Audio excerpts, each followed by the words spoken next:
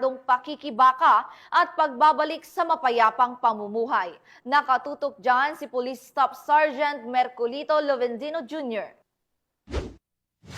17 miyembro ng Communist Terrorist Group ang kusang loob na nagbalik loob sa pamahalaan by Police Provincial Office. Nangyari ang pagsuko bandang alas 4:30 ng hapon sa mismong kampo ng Albay Police Provincial Office sa Barangay Santa Cruz, Ligao City. Pinangunahan ito ng pinagsamang pwersa ng Albay PPO, First Provincial Mobile Force Company, Ligao City Police Station at OWAS MPS, katuwang ang 49th Infantry Battalion at 9th Infantry Division ng Philippine Army.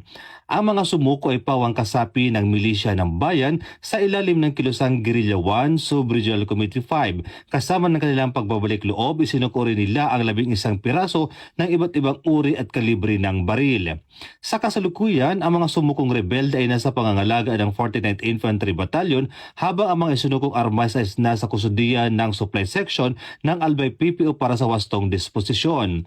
Ayon kay Police Brigadier General Nestor C. Babaga Jr., Acting Regional Director ng PNP Bicol, ang pagsukong ito ay patunay ng epektibong operasyon at programa ng pulisya sa rehiyon katuwang ang Philippine Army. Patuloy nitong papalakasin ang mga inisyatibo upang hikayatin ang iba pang kasapi ng rebeldong grupo na magbalik loob at makapamuhay muli sa ilalim ng batas.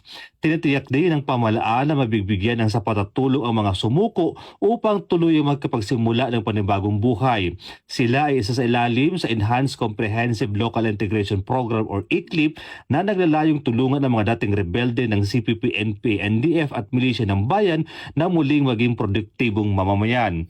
Kabilang sa mga benepisyo makukuha sa ICLIP ang pinansyal na ayuda, tulong sa kabuhayan, pabahay, edukasyon at kalusugan, firearms remuneration at psychosocial skills training para sa kanilang reintegrasyon sa lipunan.